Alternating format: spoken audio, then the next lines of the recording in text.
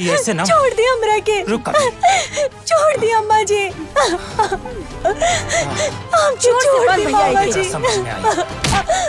अब एको बात ना ध्यान से सुन, अगर आज के बाद ना हमार बेटी की तरफ आँख उठा के भी देखबू ना तो तोके हम जिंदा जला दे। जनलू के ना तू कल मुही कहीं की। चल हमार बच्चिया ना, अरे हमार बच्चिया यही तर बंदले छोड़ देख रखे। चल चल हमार बेटी ना।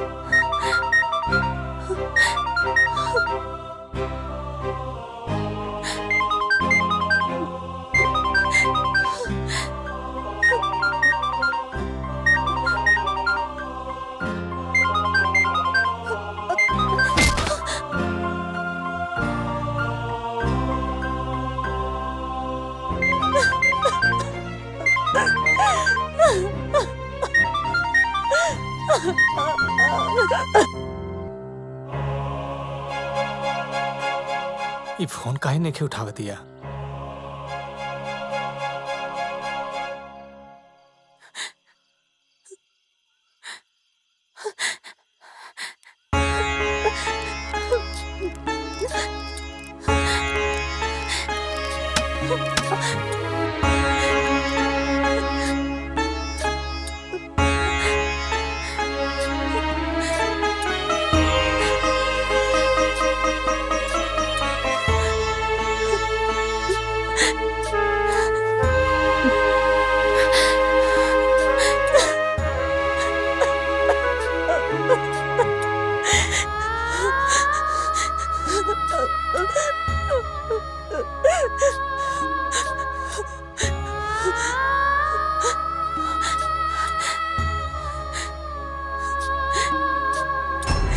मामा जी हमारा हाथ खोल दी ना, हमके बहुत प्यास लागल बा।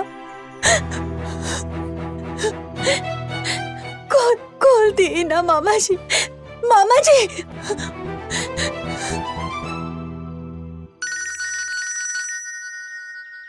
केकर बारे? भैया के फोन आवता माई। ओह हाँ, हेलो भाई प्रणाम। खुश रहा। कविता तो ठीक बाड़ी नु? कब से ओकरा फोन लगा रहल बानी, उ फोने न उठौलस। सब ठीक ठाक बानू भाई? वाह बेटा वाह, तू आज साबित कर देला ना कि बिया भइला के बाद ना बेटा माई के ना रह जाला। अरे फोन कइके एक बार माई के बारे में ना पूछ सकत रहला हा, तुरंते कहता कि मेहरारू कैसन बिया। हमके तो अफसोस होता कि तोहरा नियन मेहर मोगा के हम जन्म देनी। पहले फोन करत रहला तो पूछत रहला ए माई कैसन बाड़ी, तोर तबीयत कैसन बा। अब सीधे खाली मेहरारू के बारे में। अरे जो नालायक कहीं का फोन करके मेहरारू के बारे में पूछता रे, एकदम मेहर मोगा हो गइल बाड़े तू। अरे माई का बोला तारू, कैसन बात करत तारू तू? हम तो से बतिया न करब, रख फोन। अरे माई हमार लड़की के बाल एकदम राजकुमारी नियन लागेला।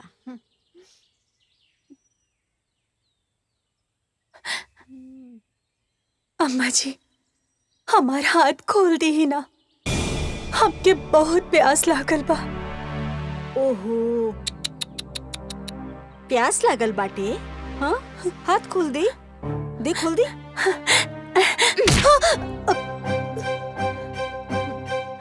बड़ी अली हाथ खुलाए वाली। हाथ खुलावे के बाना तो चुपचाप ना पहले हमार बेटी के पैर में गिर के नाक रगड़ के माफी मांग, तो हाथ खोल दे। ताकत का बड़ी रे, कहनी है ना माफी मांग, जरा फुर्ती से।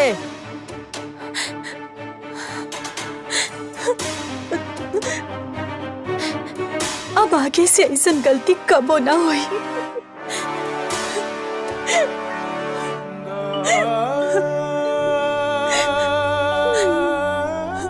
ठीक बा, अब जो यहाँ से और आइंदा से ना अपना हद में रहिए, वरना पिए के लायक ना छोड़ो।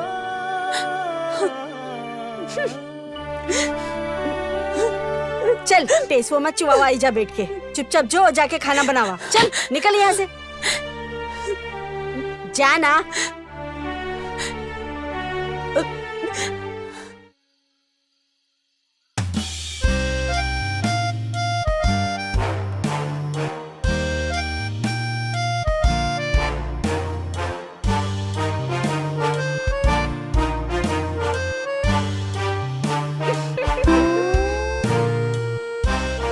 अरे मामा तनी आराम से खा, खाना भागल लिखे जात। अरे भगनी, इतना लजीज खाना 1 साल बाद मिलल बा, हमरा के खाए दे, डिस्टर्ब मत कर।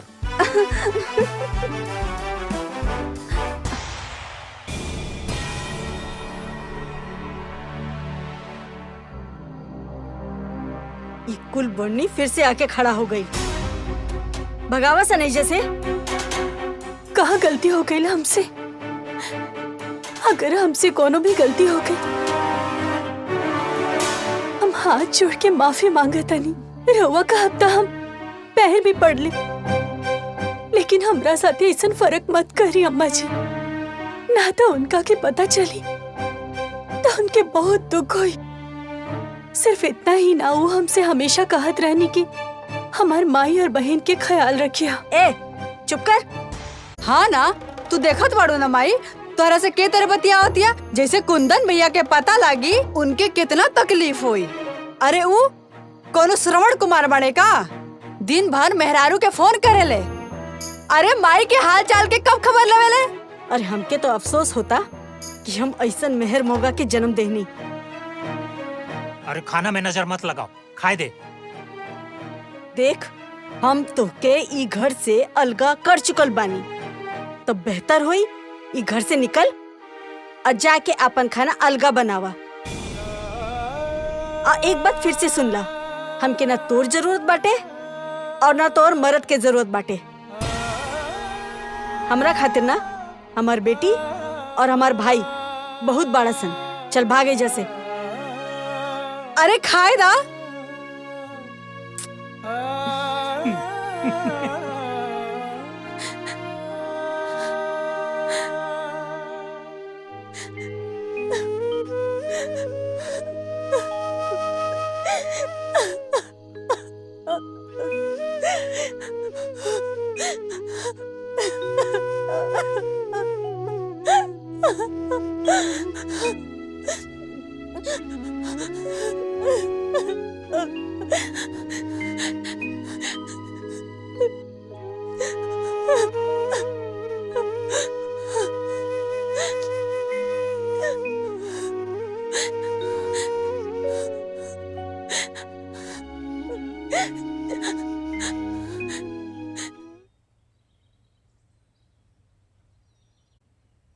ए दीदी, तू खाली बैठल ठीक ना लगेलू, ले सेब खो। हम कितना भाग्यशाली बानी ना कि हमके तोहरा जैसन भाई मिलल। तू हमर बहिन बड़ू, हम तोरा लागे खाली बस तोर सेवा खातिर बनी। काहे कि बड़ बहिन के तो माई जैसन स्थान होला। कबो कबो तो सोचे नहीं हम तोहनी के ना रहता सन तो हमार का होत।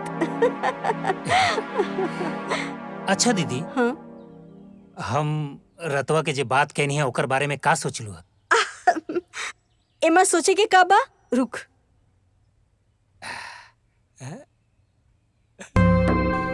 हाय ला, पूरा 2 लाख रुपया रख, खूब मन लगा के अपन बिजनेस कर, और भविष्य में भी कोनो जरूरत होखे तो निसंकोच होके मांग लिहा, समझिया मत। अरे ई कुल हमार संपत्ति तोर और बेटी खातिर ना बा। बाकी दूसरा के हमार संपत्ति पे कोनो हक नहीं खे। ए दीदी, कबो कबो लगेला ना कि दीदी के रूप में तू माई बड़ू।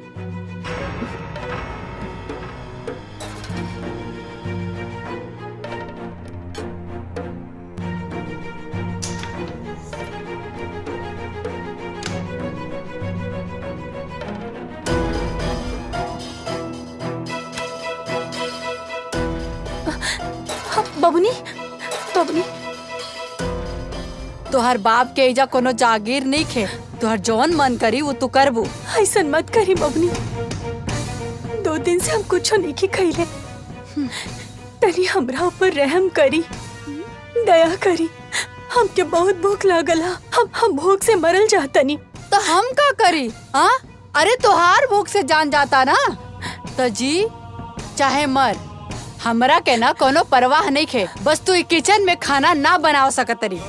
तोहरा खाना खाए के बना तो बाहर जा, ईटा और लकड़ी जोड़ के चूल्हा पे खाना बनावा। समझ लो कि ना? माई एक बात बतावा, जब तू भौजी के अलग कर दिले बड़ू ना, तू हमनी के राशन में से काहे खाना बनावतिया? हाँ, जाके समझावा ओके। वो हमार बात लेके सुनतिया। अब वो समझौला से ना समझी। आज ना ओकर हम ऐसन खबर लेब ना, ओकर हिसाब करके रहब। अरे दीदी, ए दीदी, ए दीदी का भाई? अरे ए दीदी, माई, अरे का भाई? माई, माई, माई,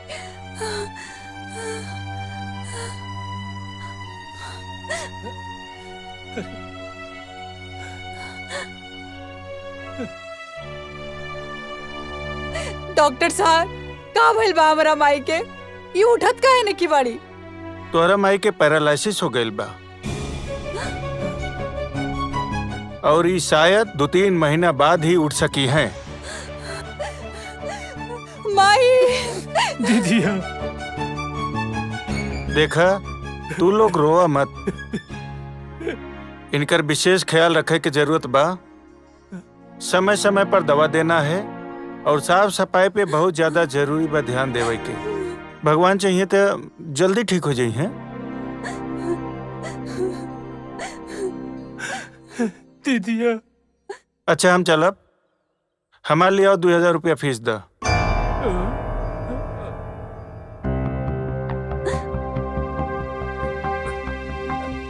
का बात करते रही डॉक्टर साहब? हमार दीदिया बिस्तर पर मौत से लड़ रहा बिया और और फीस की चिंता बा। अरे इंसानियत भी कोनो चीज होला। अरे भाई, बड़ा अजीब आदमी बाड़ा।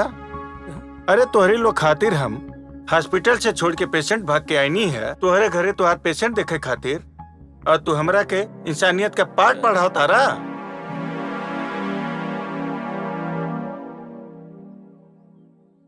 लावा फीस लावा। Thank you. और इनका ध्यान रखिए।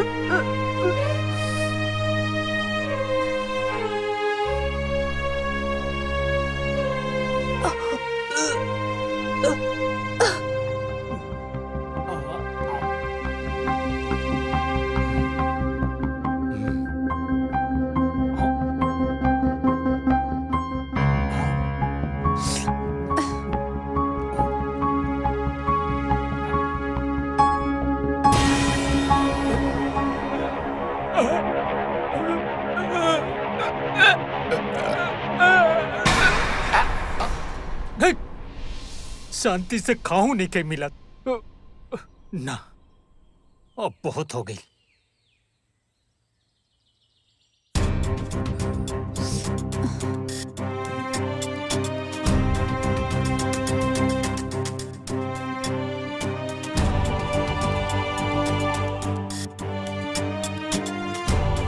ये भगिनिया, तुर मामी के बड़ी तबीयत खराब बा, हमरा जाए के पड़ी। तू दीदी के ख्याल रखिए। ए मामा, हम माई के अकेले कैसे संभालब? अरे ये हालत में तो हमरा छोड़ के जाए के मन नहीं के करत, लेकिन का करी, मजबूरी बा। तू संभाल लिए। मामा रुको।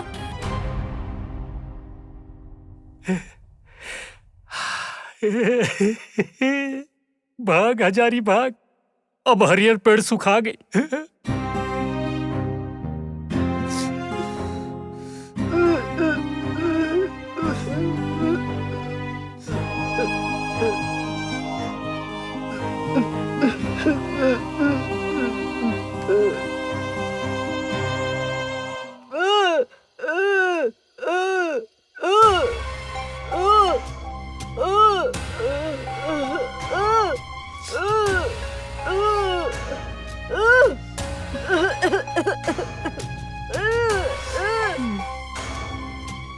अब हमसे ना हो पाई, अब बहुत कलिहनी तोहर सेवा।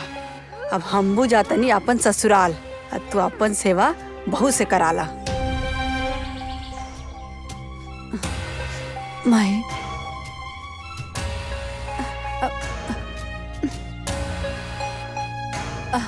माई, ओ हमरा के ना तोहसे कुछ बात करे के बा। माई हमरा के ना माफ कर दिया। हमार बस चलित ना माई, हम तोहर खूब सेवा करती, तोहर खूब देखभाल करती माई, लेकिन हम का करी माई, ससुराल में ना तोहर दामाद के ऊपर बहुत बड़का मुसीबत आ गइल बा। हमके तुरंत ना यही समय अभी निकले के पड़ी। का करी माई हम? माई तू कहीं ये मत समझिया कि तुहार बेटी तुहार देखभाल करे के चक्कर में भाग गई। हमार बस चलित न माई, तो हम तो अपन जान लुटा देती अपन माई के खातिर, लेकिन हमार किस्मत देखा, हमार हाथ से हमार माई के सेवा छीन गए। माई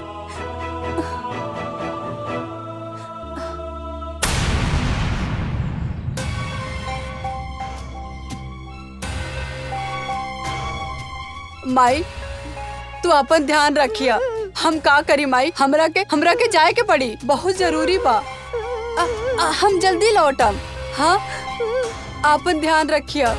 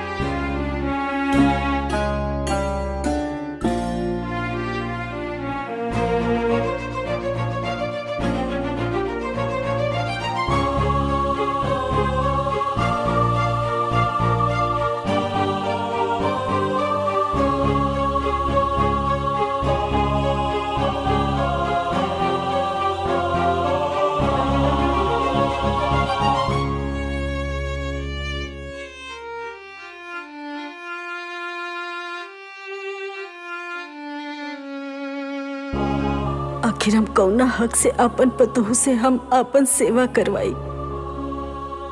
हम आखिर कौन नेक कर्म कैले बानी जो हम अपन पतोह से सेवा ली? हम कौना मुंह से ओकरा ऊपर अपन अधिकार जताई? हमार पाप माफी के लायक नहीं खे।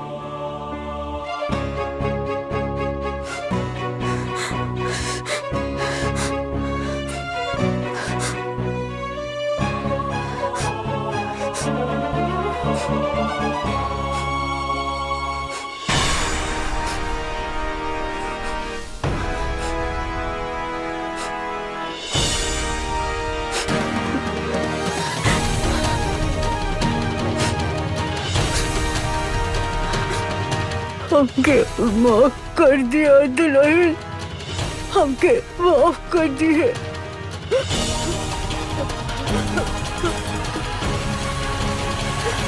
अम्मा जी, ये रउआ का करत तनी अम्मा जी? ना दुल्हन, हमके मर जाएगा। अरे हम तोहरे से सेवा करवाए लायक नहीं थी। हम तोरा ऊपर कितना जुल्म कैली, हमरा कोनो हक नहीं खे तोरा से सेवा करवावे के। छोड़ दे हमरा। ना अम्मा जी, रउआ ऐसा मत बोली अम्मा जी, ऐसा मत बोली। का गलत कहा तानी? तू देख ना, जी के आपन समझ के कलेजा से लगा के रखनी, वो तो हमके छोड़ के भाग गई। हमार कोनो सेवा ना कैले, अजय के पर जिंदगी भर तकलीफ देनी, अत्याचार करनी, कबो ना अपनैनी, वो हमार जिंदगी बचौलस। रउआ हमार माई है, हमार सास है। राउर पूरा अधिकार बा अपन बच्ची के डांटे के, मारे के, दोगो बात सुनावे के। और हम जीवन में कबो भी राउर कोनो बात के अपना दिल से नहीं खे लगेले। ऐसे रो ऐसा कुछ मत सोची अम्मा जी, हम पूरा जिंदगी राउर सेवा करब। ना ना ना, तू ऐसे ना बोल। हमारे जैसे पापिन के ना तो के सेवा ना करे के चाहिए, हमरा के मर जाएगा। ना अम्मा जी, हमार बात सुनी। अगर रोआ ऐसा जिद करब ना तो ठीक बा, हम रोआ साथे जहर पी लेब।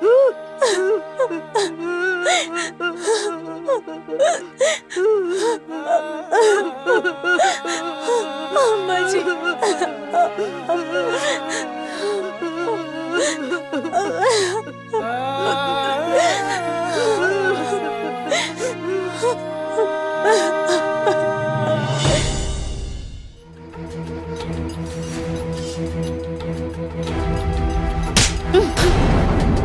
ये फर्क होला एगो सुहागन में और एगो अभागन में।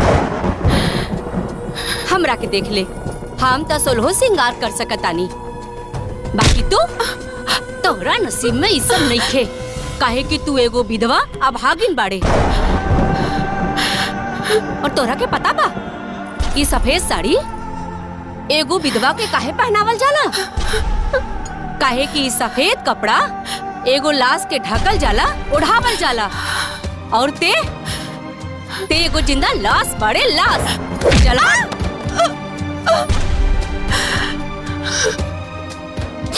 ई नाखून पालिश तो हम तोहरा के ना तोर औकात दिखावे खातिर लगवौनी। हाँ, चल जाओ यहाँ से।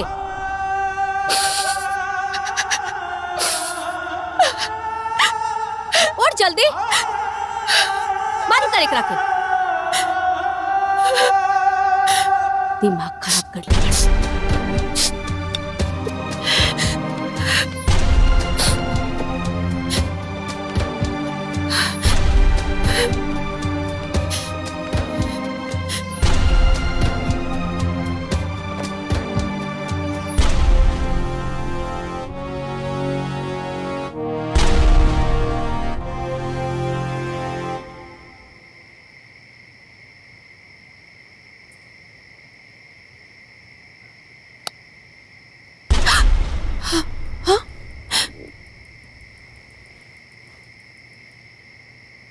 लाइट काहे ऑन कर देनी? अभी माँ देखी ना तो बहुत ही गुस्सा करी। तोरा साथ इतना अत्याचार होता, इतना बुरा व्यवहार केहू जानवर के साथ भी न करेला। तू इतना काहे बर्दाश्त करेलू? तू विरोध करा नहीं सब बात के। तू ही घर के बेटी हो, विधवा हो गईलू तो का भइल? तोहार भी पूरा हक बाई घर पे। माई के कारण तोहरा ही अंधकार में रह के पड़ेला, रूखा सूखा नमक रोटी खाए के पड़ेला। तू कब तक सहबुई? तू कब तक सहबुई जुर्म के? बोला ना। तोहरा साथे इतना दुर्व्यवहार करे वाली वो माई ना है, वो राक्षसनी ही है। कैसे कि तू सौतेली बेटी जबान। ए चंदा, माई के बारे में ना ऐसे ना बोलल जाला। माई तो माई होली ना, चाहे अपन होखी या सौतेली। और माई के द्वारा दिहल प्यार या फिर मार, दोनों ही हमरा के खुशी खुशी मंजूर बा। तू ऐसे काहे सोचे ताड़ू दीदी? तू विधवा हो, कौनो गुनाह न कैले बाड़ू। तोहरा आगे पूरा जिंदगी बचल बा। पता बा चंदा, एगो शादीशुदा औरत के जीवन जिए के मकसद सारा खुशी ओकर सुहाग से होला।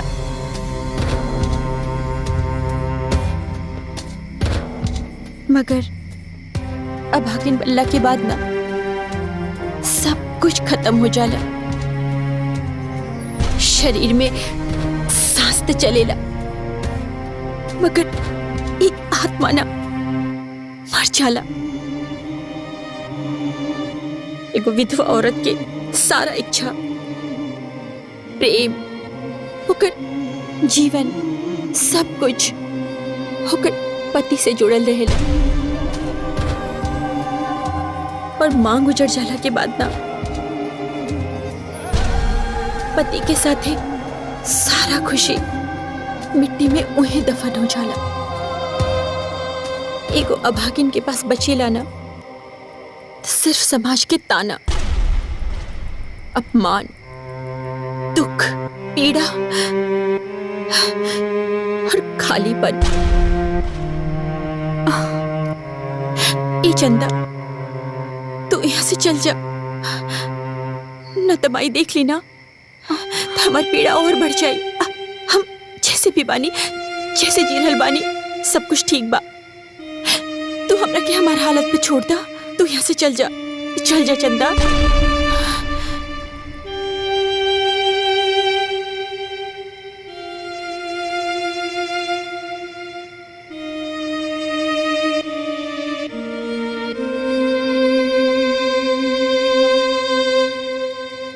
अरे ई कैसन बात कर रहल बानी? आइजा हमार घर बा और रउआ होटल में काहे रहब?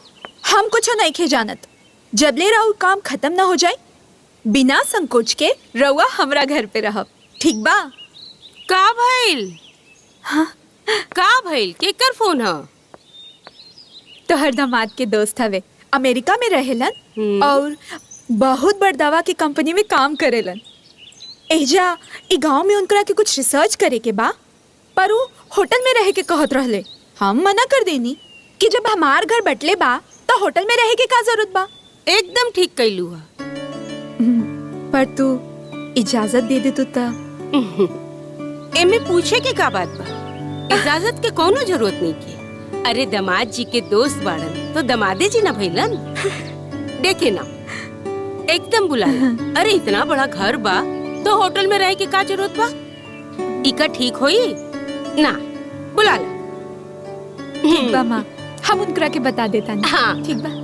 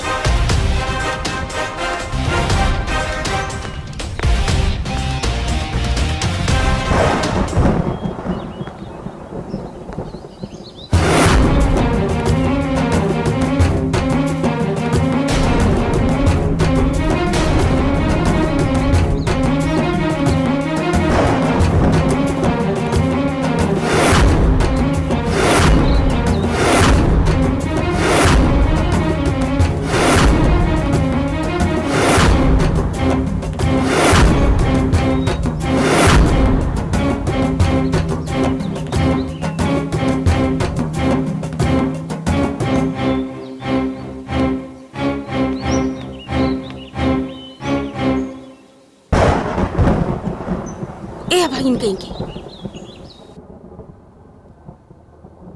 मेहमान कैसे काहे दरवाजे पे खड़ा करके रख ले बाड़ू? हटाओ जैसे। माई तोहरा बारे में हम तारीफ के पुल बांध ले हैं कि हमार माई मिसाल बाड़ी। सौतेली बेटी के वो अपन बेटी से ज्यादा प्यार करेली। और तू अपन दामाद के दोस्त के सामने अपन बेइज्जती कर रहल बाड़ू। आगे बोल भी तो ये सब पहले बतावे के चाहिए ना। अब देख तू हमारा एक्टिंग।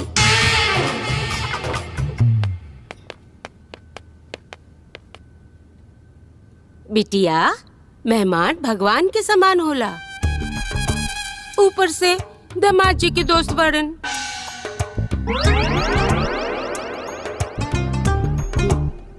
चला कोनो बात नहीं के, जाके इनकर खातिर चाय नाश्ता के इंतजाम करा। हाँ ताड़ाताड़ी। जी।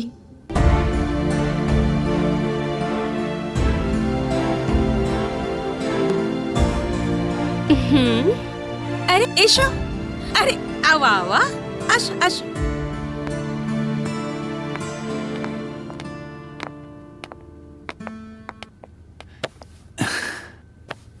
शुक्रिया माँ जी। रउआ के बारे में हम जितना सुनले रहनी ना, रउआ उसे बढ़ के बानी।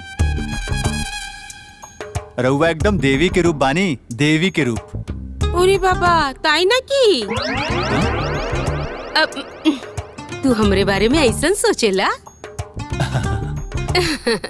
हमार मतलब बा आवे में कोनो तकलीफ तो ना भइल ना? कैसन बात कर रहल बानी माँ जी? रउआ के रहते हमके कोनो तकलीफ हो सकेला का? बहुत अच्छा कहनी है जाके। अब जब तक तो हर काम न खत्म हो जाए तू ही है रहा हमारे घरे। रउआ सबे के तहे दिल से शुक्रिया, वरना आज के जमाने में एक अनजान आदमी के अपने घर में के रहे के देला? ओरे बाबा, এটা তোমারই ঘর। হ্যাঁ, তুমি আমার জামাইয়ের মতন। अरे रे, एके अपन ही घर समझा। और वैसे भी तू हमार दामाद जैसन बाड़ा। तोरा के जब तक मन करे तब तक ऐसे रहा। थैंक यू माँ जी।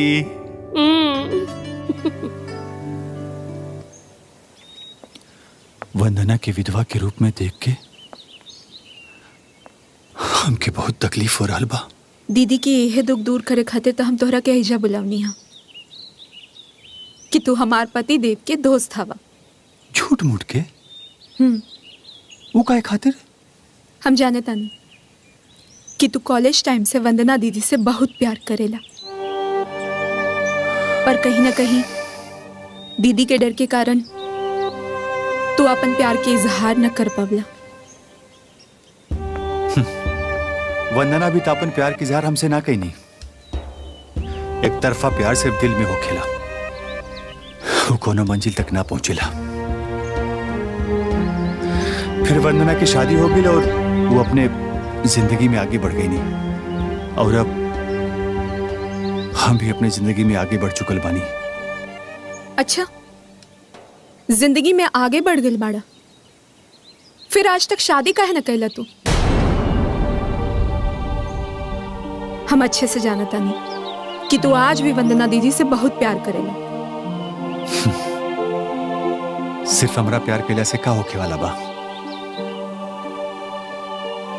जब प्यार के अपन प्यार ना मिलेला ना, तब बहुत तकलीफ होखेला। पर प्यार में हार मानल जाला भी तो तकलीफ देवेला ना। देखा किशन, अगर तू हमार बहन से सच्चा प्यार करेला तो उनकर तकलीफ के साथ खड़ा रह के उनकर साथ दा। उनकर बेरंग जिंदगी में प्यार के रंग भर दा।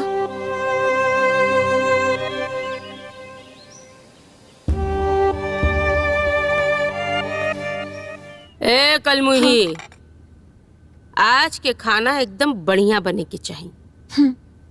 तनको कमी भइल ना, तोर खाल खींच ले, जियल हराम कर दे। टन टन, आज के खाना हम बनाए। এটা কি বলছো? हाँ ई का बोला तारा? तू खाना बनेबा तो हमरा के पाप ना चढ़ी। वैसे भी तू हमरे घर के मेहमान हुआ और मेहमान से क्यों खाना बनवावेला? ए ना चलबे, ई ना चली। अच्छा देखी माँ जी, रउए ने कहले रहनी ये घर हमार भी बा, तो अपने ही घर में खाना बनावे खातिर केहू के मना कइल जाला का?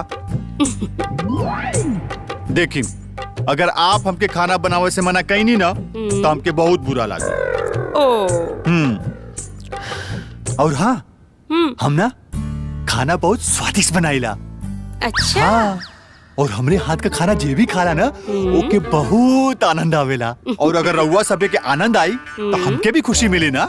अच्छा अच्छा ठीक है, ठीक बा। तू अपन मन के इच्छा पूरा कैला। अब खुश? Thank you.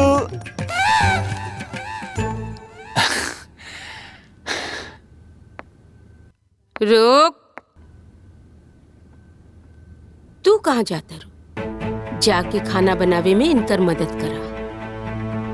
कौनो गड़बड़ ना होके के चाहिए जी, न तो जानी लेना हमके।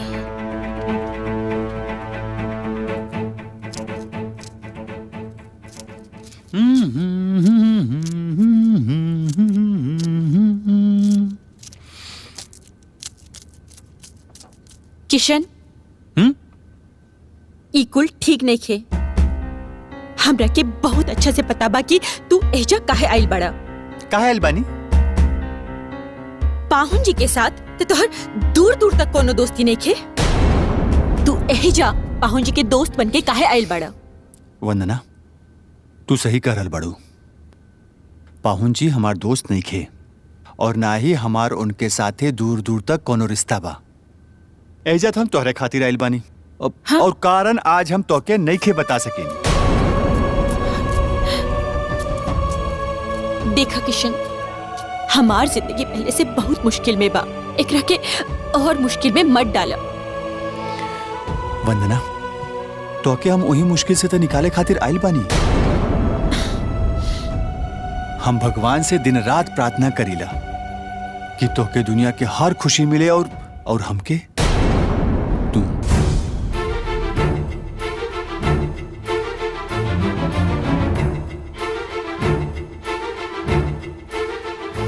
वंदना एक बार हम अपने प्यार के इजहार ना करके आज तक पछता रहल बानी। अब हम वो गलती दोबारा नहीं करे के चाहत। हम तो के दोबारा नहीं खो सकत। यही से आज हम अपने प्यार का इजहार कर रहल बानी। तू हमारी प्रार्थना का एक बेहतरीन ख्वाब पाड़ो। आज हमारी हाथ थाम के हमके और हमार ख्वाब के पूरा करता। ज्यादा ख्वाब मत देखा। हम यहाँ बहुत खुश बानी। हमरा के केहू के कोनो साथ के जरूरत ना बा और ना केहू के प्यार के। तोरा के का लागता कि हम विधवा बानी, सफेद साड़ी में बानी, तो हमरा के केहू मर्द के मोहब्बत की जरूरत बा? और एक बात कान खोल के सुन ला, ना हमरा के पहले तोहरा से कोनो लगाव रहे और ना अब बा।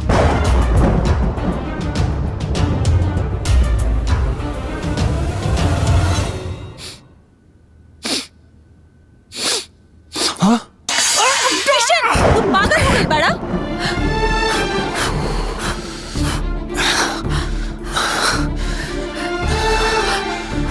हाथ चला ले ला।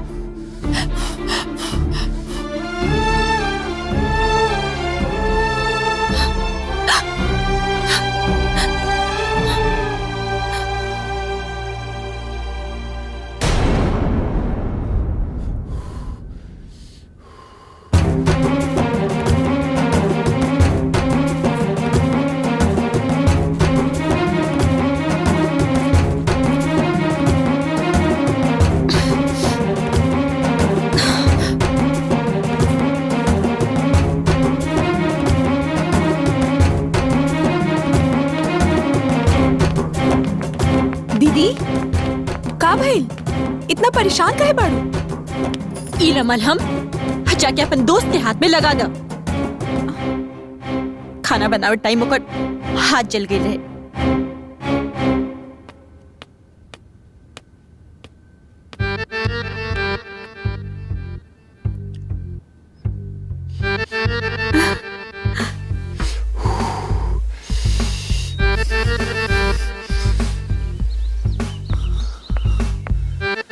अरे रे रे, ये हाथ कैसे जला लेला?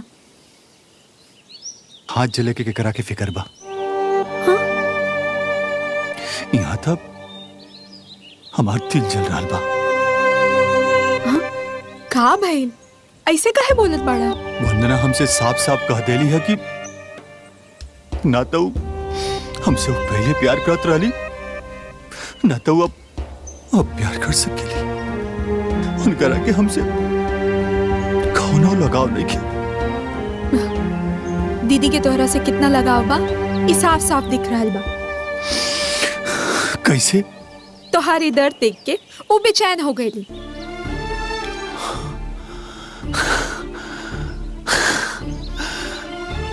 तू सच कहा तारू? हाँ, और ये बात के सबूत ई है।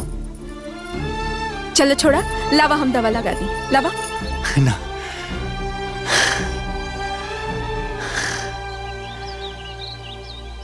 वंदना के दिल में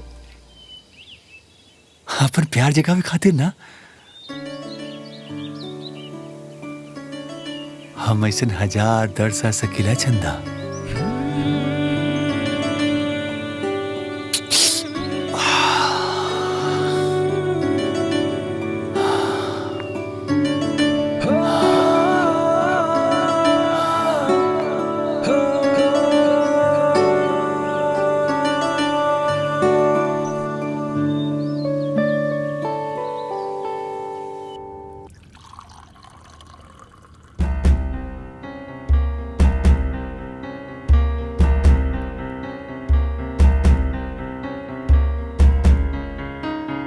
अरे वंदना, बैठा ना तो हूं खा।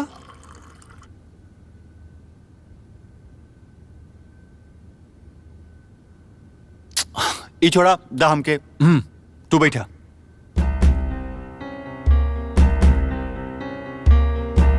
हम बाद में खा लेब ना, रवा लोग खाई। अरे बाद में काय खेबू? सब जने खात बड़े साथे में बैठ के खा। बैठा। अरे अम्मा जी, अब रउए बोली ना कि यहो बैठ के हमने के साथे खाएं। बैठा बैठा।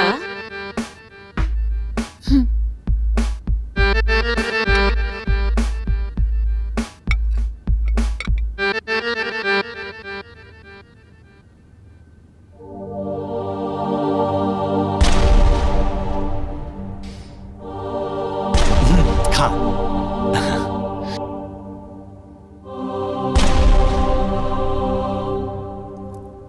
अरे खा, का इतना सोचत बाड़ू? खा।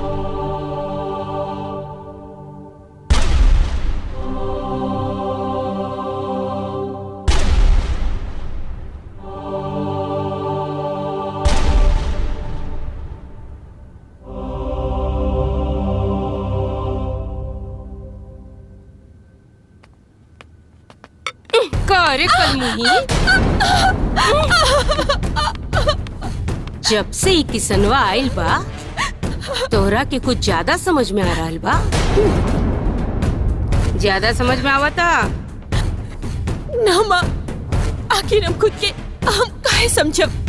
ता तोड़ औकात कैसे भइल रे?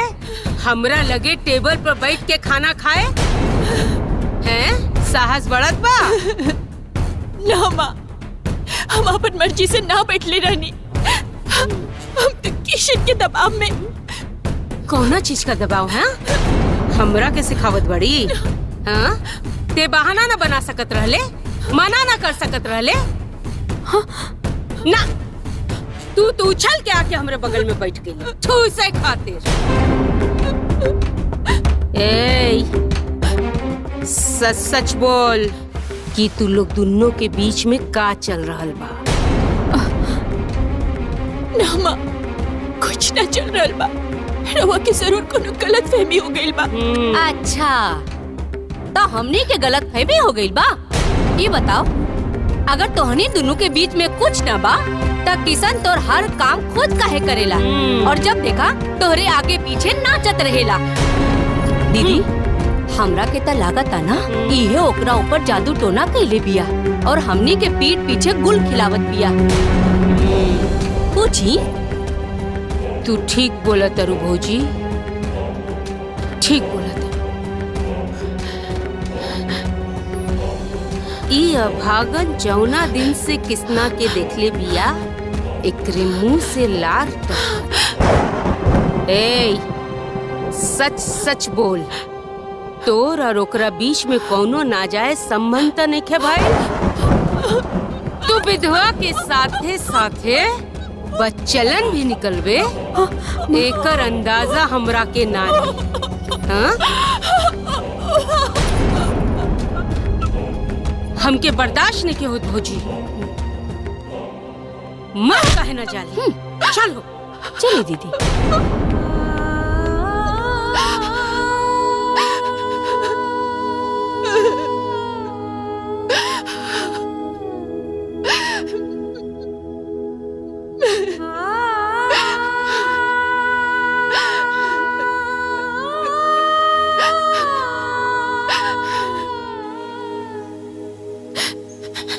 तोर और ओकरा बीच में कौनो नाजायज संबंध त नइखे भाई?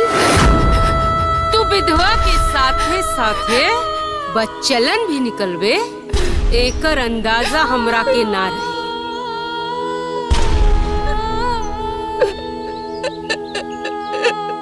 वंदना,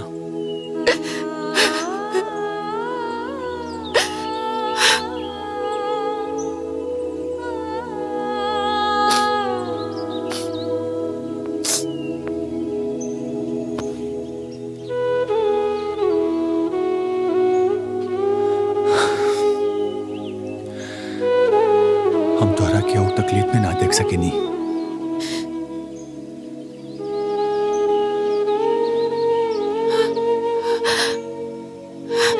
हमरे खातिर तोहारी आंसू बहुत अनमोल बा। एक ऐसी जाया मत करा।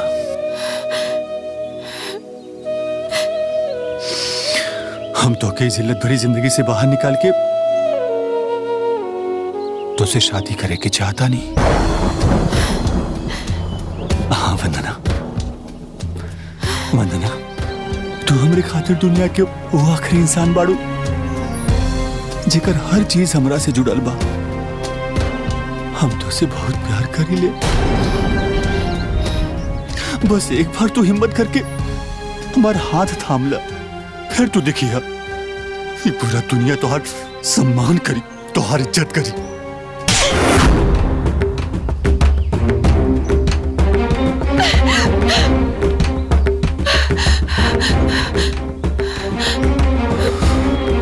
अरे कवन इज्जत, कवन प्यार। तोरा से ना तो हम पहले प्यार करत रहनी और ना अब करेनी। कोनो वास्ता नहीं खे। तोरा वजह से हमारी बचल कुचल इज्जत में नीलाम हो गई। तोरा से हम कब करनी है? हमरा के तो हर जरूरत बा या हमरा के तोरा से प्यार बा? तू हमरा के विधवा के रूप में देख के हमरा के कमजोर समझ लेला ना। आज सिर्फ और सिर्फ तोहरा वजह से हमारी सफेद साड़ी पर दाग लग गई। आज हम खुद की नजर में गिर गई निहा। अरे वंदना, ऐसे काहे कह रहल बाड़ू? देखो, हमारी इरादा गलत नहीं के बा। हम तो से शादी करे के चाहता नहीं और इज्जत के साथ तो के अपने घर ले जाए के चाहता नहीं। अरे कवन प्यार, हमरो के ना तो प्यार चाहिए और ना ही साथ। तोरा वजह से हमार चरित्र पर आज उंगली उठल बा और हमरा के यार के मंजूर ना बा। हमरा के हमार हाल पर छोड़ दा, छोड़ दा। वंदना, अब हमरा के अपन माथा पर और कोनो कलंक ना जाए। वंदना एक बार हमारी बात तो सुना। तू यहाँ से ना जेबा तो हमर मारल मुंह देखबा। तू यहाँ से चल जा।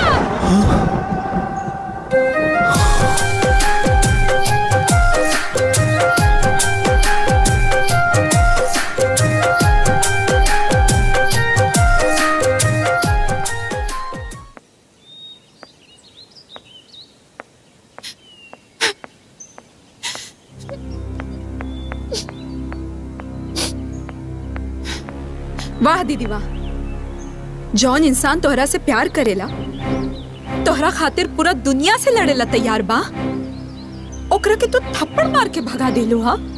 चुप हो जा चंदा, हम अब अपन और बदनामी ना चाहतानी। कैसन बदनामी दीदी? और एक बात बतावा, किशन के घर में आवे से पहले तुम्हारी घर में कौन इज्जत करत रहे? केहू ना? फिर भी तू उ लोग के बारे में काहे सोचताड़ू? तू कहल का चाहताड़ू? देखा चंदा, हम ऐसे ही बहुत परेशान बानी, हमरा के और परेशान मत कर। और ये परेशानी की वजह किशन है ना? है ना? दीदी हम जानता नहीं कि तू किशन से प्यार करेली। तू पागल हो गई बाड़ू? हम किशन से प्यार ना करेनी। हम अगर किशन के प्यार कबूल कर लेनी ना, इस समाज हमरा के उल्टा कही, कुलक्षणी कही, हमार जिंदगी बर्बाद कर दी, नर्क बना दी। और हम हरगिज न चाहब कि किशन की जिंदगी बर्बाद हो जाए, और जिंदगी नर्क बन जाए। भले ही हमार पूरा जिंदगी किशन की याद में, होकर मोहब्बत के विरह में बीत कहे न जाए, लेकिन किशन की जिंदगी हम नर्क ना बना सकेनी, हम ओकर जिंदगी बर्बाद ना कर सकेनी। मतलब तू किशन से प्यार करेलू? बोला दीदी, अब झूठ मत बोला हमरा से। तुम्हारी बेचैनी बेसुकूनी चीख चीख के कहा था कि तू किशन से प्यार करेलू। हाँ चिंता, हाँ, हमरा के किशन से प्यार बा। हम ओकरा से बहुत प्यार करेनी, बहुत प्यार। लेकिन समाज के ना, हम दोनों के ही प्यार कबो मंजूर ना हुई। हम ओकरा के दुख ना दे सकेनी। हमनी दोनों के प्यार के कोनो मंजिल लेके, कोनो मंजिल लेके चंदा। ऐसे एक दूसरे से दूर रहे में भलाई बा, काहे कि ई समाज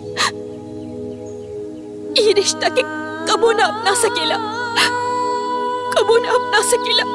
बस एक बार हमारा हाथ थाम के तो देखा।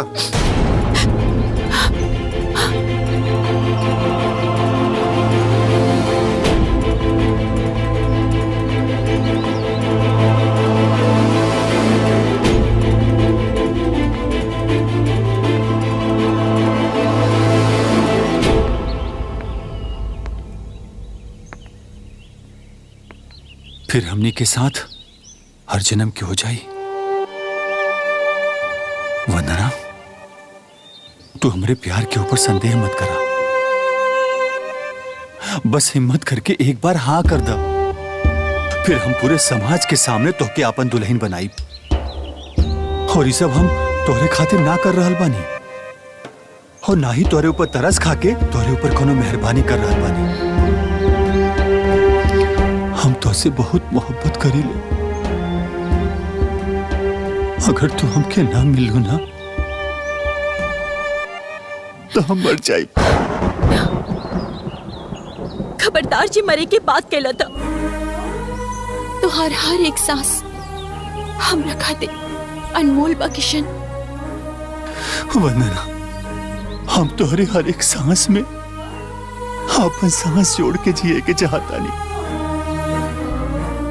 हमार मोहब्बत अपना के हमके जिए की इजाजत देना।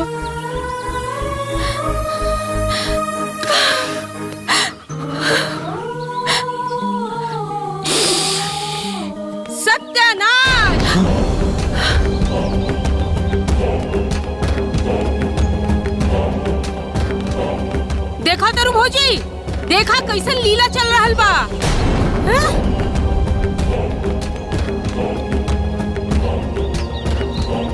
अरे कलमुही, एकर मतलब हमनी के शक सही रहे। हाँ? एकरा संगे तोर चक्कर चल रहल बा ना? हाँ। अरे ये सब देखे से पहले हम मर काहे ना गई। अरे प्रभु उठाला। एगो गैर मर्द के संगे लिपटा चिपटी करत अरे तोर इतना हिम्मत?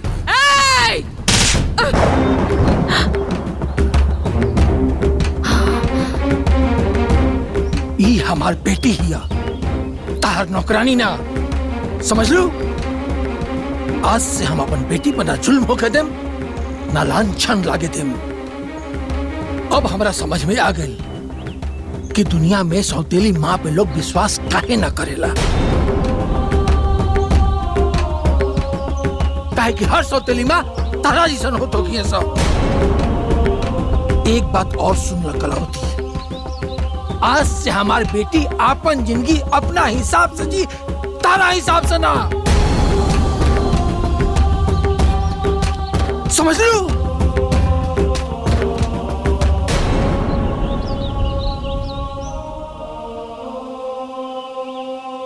बेटा ये रिश्ता हमरा मंजूर बा।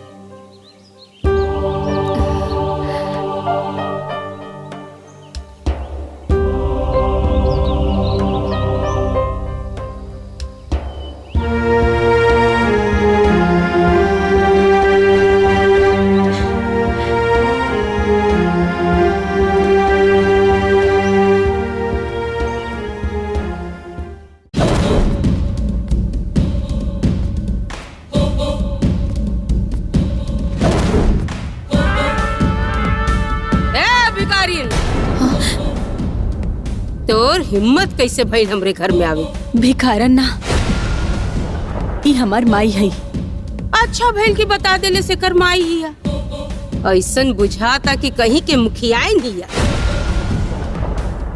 अरे एक नंबर की झूठी मक्कार चोरनी हिया। दहेज के वादा करके दहेज ना दिलस। अरे हमार तो किस्मतें खराब रहे जो तोरे जैसन भिखारी के संगे रिश्ता कर लेनी। ठीक कहा तारे माई, एकरा शर्मो ना आवेला। जब देखो तब चुक्का भर मिठाई लेके चल आवेले। बेटी के घर था सनेस जाते रहेला। हमें जा शौक से नहीं खियाली, सनेस लेके आईली। शौक से तो नहीं खेली। अरे तो के कहला सा तोरा के मिठाई लावे के रे? एक बात कान खोल कर सुन ले।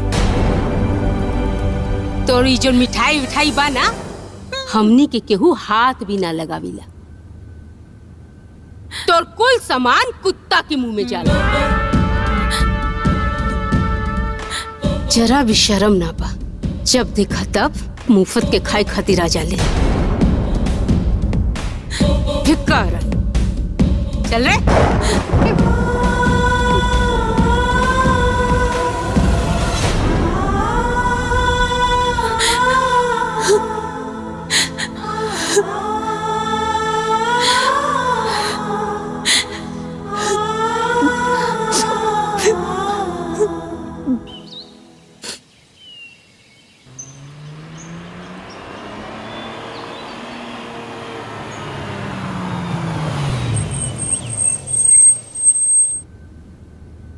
मनहूस चाय तो बढ़िया बनावेली।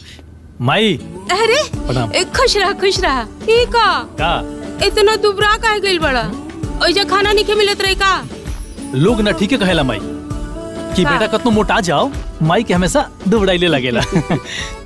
और सब ठीक है सब ना? ठीक बा, तोर तबीयत भी ठीक बना। एकदम चकाचक।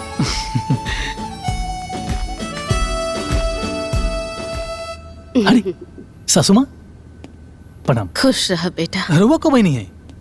अरे तोर सासू माँ के तो 3-4 दिन हो गए जा।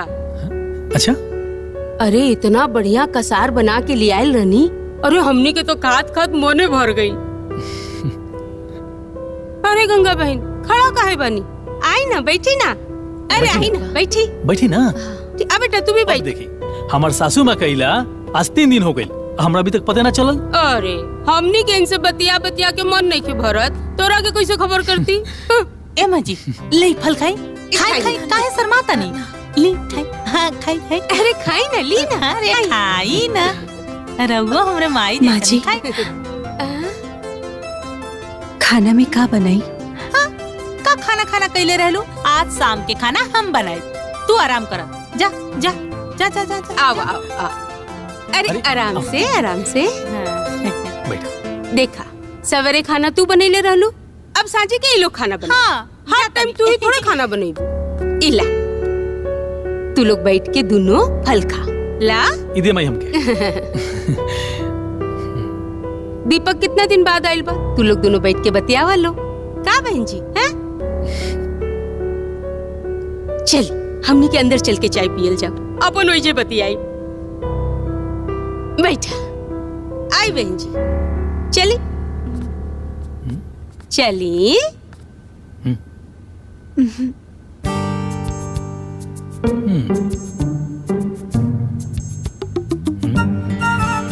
खा लो।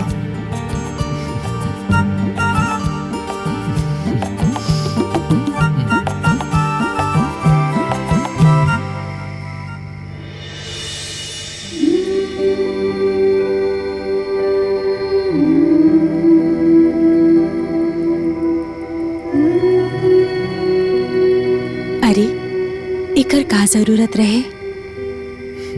वैसे भी हमार जीवन में रवा से ज्यादा कीमती कोनो चीज नहीं है। पूजा हम पिछला जन्म में जरूर कोई अच्छा काम के लिए रही कि तोरा जैसे हमरा मेहरारू मिलल ना। तो देखला आज के जमाने में सबसे पहले मेहरारू अगर घर में आओ तरीसन तब माहिया बेटा के अलग कर दे तरीसन, लेकिन तू हमरा फैमिली के हमेशा जोड़ के चले लो, हमेशा प्यार देवेलू। सच में हम बहुत धन्य बानी कि तोरा जैसे जीवन साथी पैनी। सच में तोरा जैसे मेहरारू पाके हम बहुत धन्य हो गए। नहीं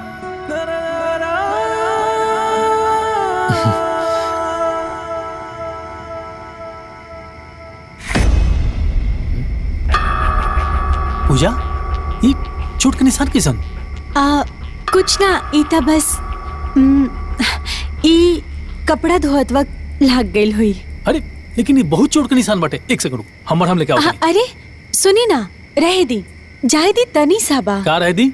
हाँ हाँ इतना चोट लगल बा? कहा तरू की हल्का फुल्का बा। हल्का फुल्का लगल बा दाहिने। अरे तनी ध्यान से काम करो ना पूजा।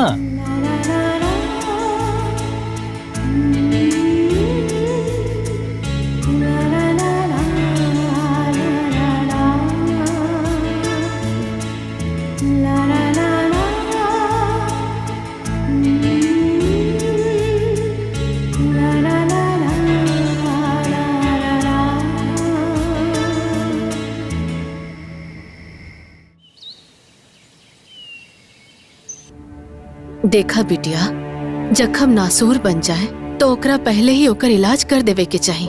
जब दामाद जी घरे में रहेले तो तोहार सास ननद कैसे अपनापन के झूठा नाटक करेले और उनकरा जाते ही तहार जिंदगी नरक से बदतर बना देवेली। हमार बात मान ला और एक बार हिम्मत करके दामाद जी से सब सच्चाई बता दा। तारा के नरक से छुटकारा मिल जाई। ना माई, हमसे ये सब ना हो सकेला। तका जिंदगी भर ऐसने सब झेलत रहबू? छेद वाला नाव से नदी पार ना कैल जाला। ई बेवकूफी मत करा, हमार बात मान ला। दीपक से सब सच बता दा। अरे हम तो हर माई हैं, तो के इतना तकलीफ में ना देख सकतानी। माई, हमसे सब ना हो पाई, हम ना कर सकेनी ऐसन, काहे कि उनकर बहुत विश्वास बा अपना माई पे, अपना बहन पे, और हम अपन पति के विश्वास टूटत ना देख सकेनी। हमसे सब ना हो पाई माई। पूजा, अच्छा हाँ हम निकला तनी जी। अपन ध्यान रखिए। अच्छा सुमा, हम फिर से अगला शनिवार के आवत तनी, तब तक रोज जाए मत हैं। चल तनी, प्रणाम। खुश रह।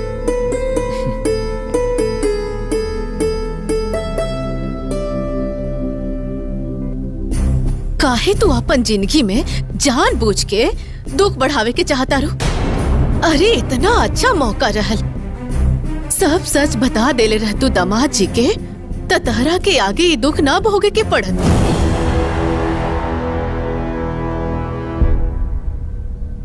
ना माई, कैसे करी हम ये सब बताई? परिवार के प्रति उनका जो विश्वास बा वो सब खत्म हो जाए, और हम अपन खुशी खातिर, अपन स्वार्थ खातिर ये हंसत खेलत परिवार के गला ना घोट सकेनी। हमसे सब ना हो पाई माई। तू बहुते सीधा बाड़ू, बहुते सीधा। ए भिकारन, हमरे घर की रोटी तोड़ के हमरे घर में आग लगावत रे हैं? एहसान फरामोश। और माई, ई तोर बाप के जागीर नहीं थे जे एक हफ्ता से इजा बैठ के हमरा घर में रोटी तोड़त। हाँ रे माई, सच में ये एक नंबर के भिखारन हिया, और ये ना मुफ्त के दाना पर फिसल गई बिया। एकरा के ना धक्का मार के बाहर निकाले के पड़ी। हाँ, और एक बात कान खोल कर सुन ले, बाकी तोरे खातिर तो बहुत बढ़िया बात बा।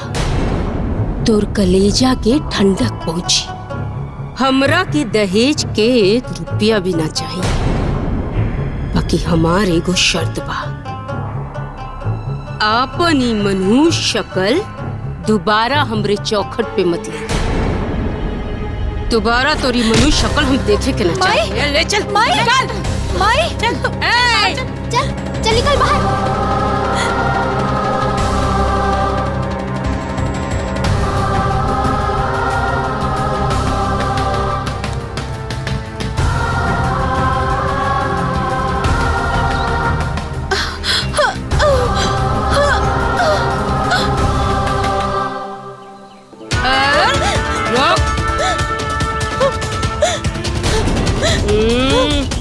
चुप। हमार माई के छोड़ दी, हम के जाए दी बाहर। निकालिए से। अगर एक बाप के औलाद होइबे ना, तो दोबारा ये चौखट पे अपन मुंह लेके ना आइबे। चल भाग, माई।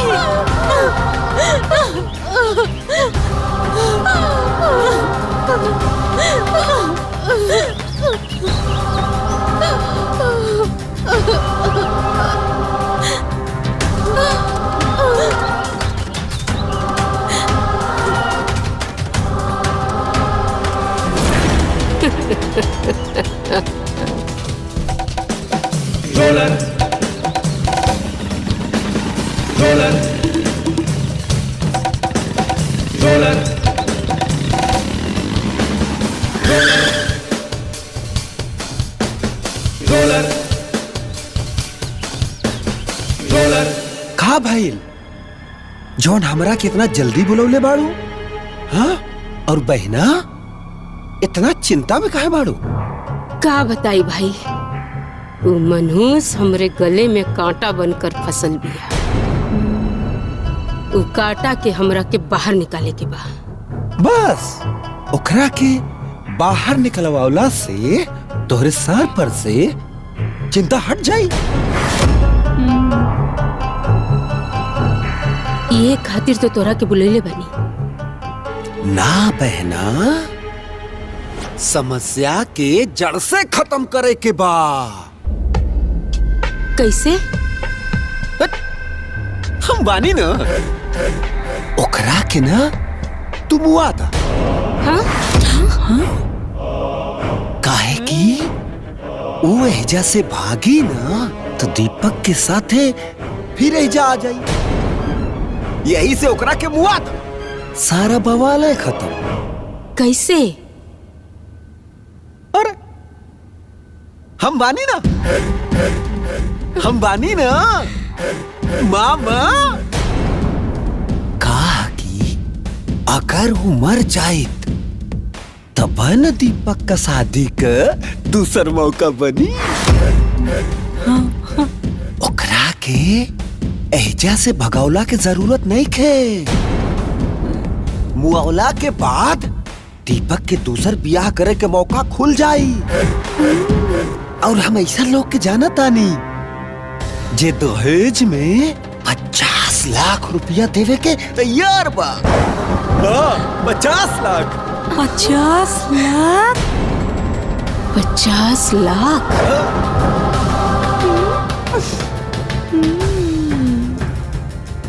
50 लाख के खातिर ता तू मनहूस के का ओकर माई के भी कटई दबा सकीला हम।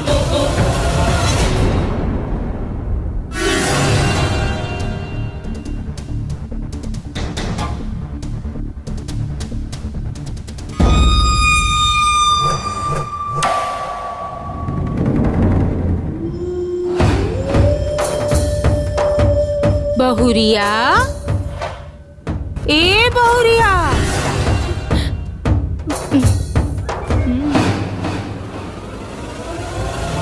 अरे सुता सुता सुता सुता सुता। देखा ना बहू, आज ले तो हम तोहरा कोनो मर्जी ना चले देनी, बाकी आज तहर मर्जी चली। तो बतावा तहर का इच्छा बा? घासलेट डाल के जल के मरबू कि फांसी लगा के, या फिर हमने के तोहर मदद कर देता नहीं, तकिया से तोहर मुंह दबा के तोरा के मार देता नहीं। हाँ बोला कैसे मरबू? हम का गलती कइले बानी माई? हाँ रहुआ सब हमके काहे मारे की कोशिश करतानी? गलती तो तोहर रहे, तो औकात ना रहे हमरे घर के बहू बने के, बाकी तू बहू बन के आ गई लो। ता गलती तो भइल ना। जौना दिन से तोरी मनहूस कदम हमरे घर पे पड़ल बा, हमरे घर के सुख शांति लक्ष्मी सब चल गई। अब तो हम तोरा के मार के अपन बेटा के दूसर बियाह कराई।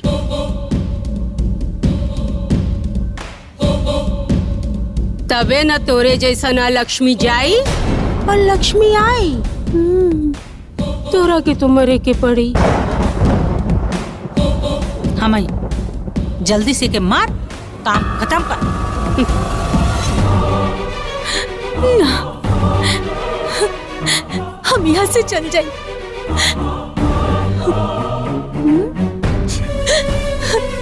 लेकिन हमके मत मारी। हम चल जाए यहाँ से। ना ना ना ना ना,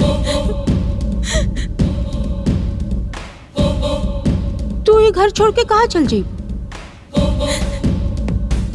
तू सीधा हमरे बेटा के पास जाइबे, जाके अपन तिरिया चरित्र दिखेबे, फिर हमरा घर में वापस आ जाइबे। और हमर बेटा भोला भाला बेटा सीधा वापस तोरा के इजा लेके आ जाई। पर ऐसन तो ना हो सकेला, ई तो ना हम होके दे सकीला। हाँ ए पकड़ ले। ना, ना,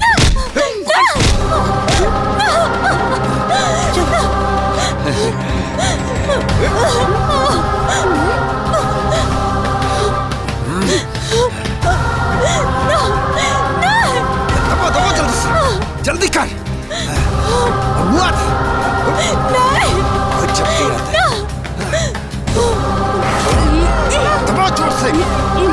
अरे बहनियों, अरे दबाओ कस के। पकड़ कस के। थोड़ा जोर लगाओ दिया रे तो। माई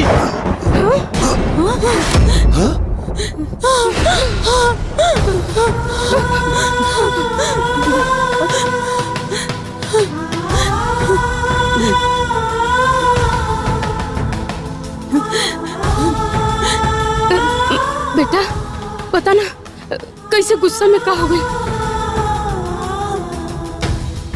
मतलब गुस्सा पे काबू नहीं था तू क्यों के जान से मार दे।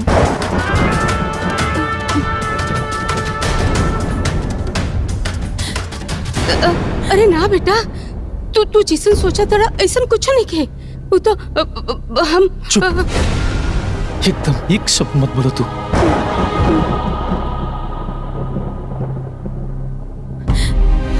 हम का सोचता नहीं अक्काने की सोचत ना ये अब हम अच्छा सा समझता नहीं।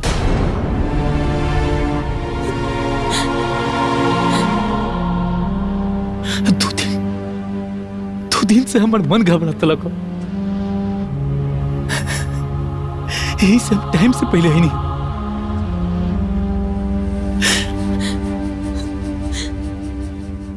अगर टाइम से पहले घड़े नहीं रहती तो तू लोग सब जन मिल के हमारे मेहरारू के जान से मार देते ना। हम के बोलतू कि आत्महत्या कर ले लगा।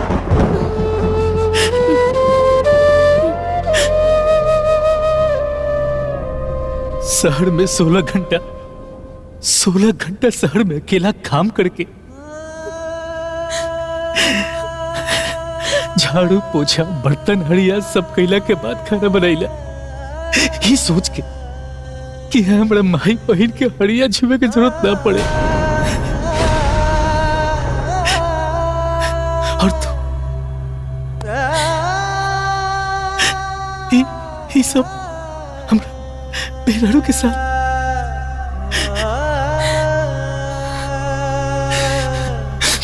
लेकिन अब हम बर्दाश्त ना कर। आज के बाद हम तू लोग से अपन रिश्ता तोड़ता नहीं। पूजा चले यहाँ से।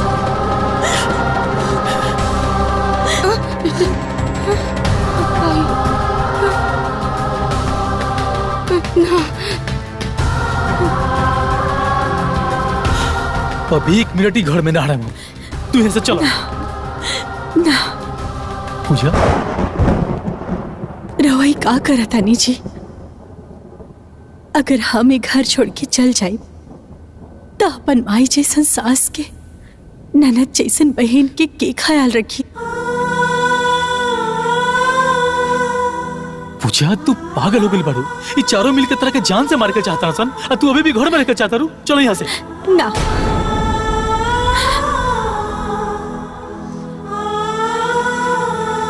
हम ये घर छोड़ के कबो ना जाए। ये हमार ससुराल है और हम ये घर के पतो। हमार जीवन और मरण यही जी बाजी। और रहल बात माई के तो माई जैसन सास अगर हमके मारी भी तो हमरा खातिर आशीर्वाद हुई। बहन जैसे ननद अगर हमके डांटी भी तो वो हमरा खातिर उनकर प्यार हुई।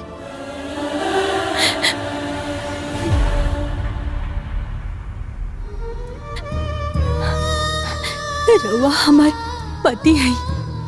राउर हर कदम पे हर मोड़ पर हम साथ दे। लेकिन ये फैसला हमके मंजूर नहीं खेजी। ये घर से अब हमारे अर्थी काहे ना उठे। हम ये घर छोड़ के कबो ना जाए। पूजा हमारी बात मानो। तू चला यहाँ से। ये लोग सही नहीं खे। चल ना हम ना जाए।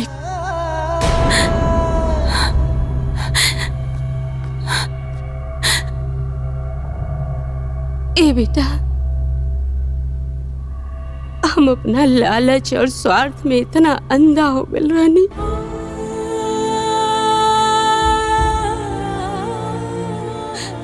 कि हमके सही गलत के फर्क ही नहीं के पता चलल। जौना बहू के पाँव धोवे के चाहत रहल वही के हम अपन पाँव से कुचलत रहनी।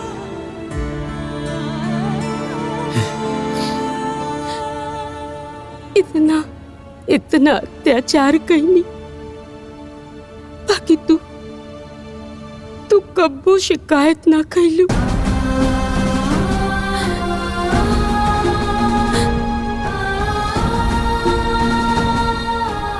हम तो इहो भुला गल रानी हम माई है हमरो दूधू को बिटिया भी है। एक बेटी के दुख कैसे भुला गई काहे न देख पैनी। तू हमरा घर के लक्ष्मी ना लक्ष्मी बाड़ू।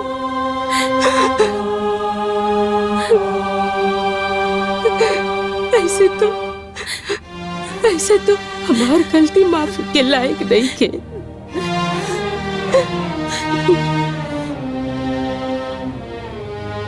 हमरा के माफ करता माई। रवा हमार माई है। बेटी के सामने हाथ जोड़ के हमके शर्मिंदा मत करी। अब हमसे इस गलती कब ना हुई कब ना हुई।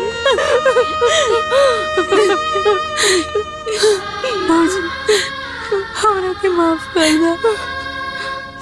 हमने से बहुत बड़ा अपराध हो गई बा। ऐसा गलती दोबारा कब ना हुई।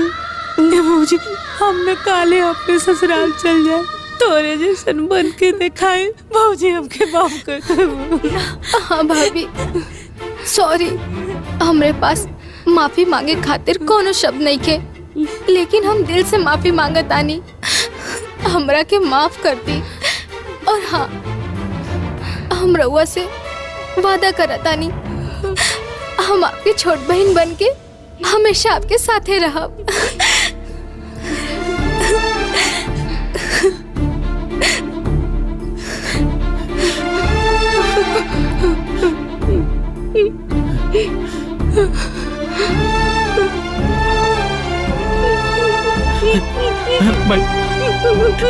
माफ कर दे। ऐसे मत बोल भाई। ऐसे मत बोल। ऐसे मत बोल भाई।